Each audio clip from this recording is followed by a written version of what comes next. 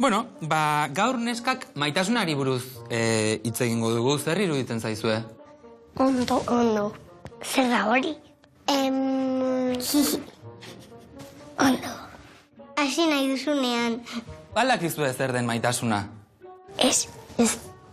Maitasuna magikoa baina ez da ikusten. Bat sentitzen bada txarto baldugu jolastu berarekin. Sentitzen da, apurtxu bat urdurik eta maite duzu gauza bat.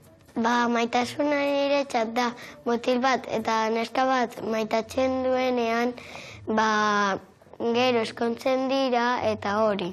Maite minduta egon zara? Noiz bait?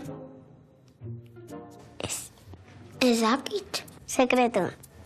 Bai.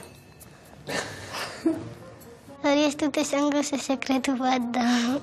Nola dakigu enamoratuta gauden edo ez? Nola dakizue zuek? Horrela. Nobioz. Ze bihotza dau. Pum, pum, pum, pum. Nortzuk esango zenukete daudela maite minduta? Ama edo aita. Aita, ama eta beste batzuk ere. Ama eta aita batzuetan. Izeko eta osaba. Eta aitit eta mama eta aitatxo. Eta nola dakizue maite minduta daudela? Zer egiten dute, Zeske. Musuak emat. Batxutan da naska eta beste batxutan ez. Horrela. Aldi berean bi pertsonaz maite minduta egotea posible da? Bai. Pertsona asko momentu berdinean. Izan daitezke? Bai. Aldira, 3.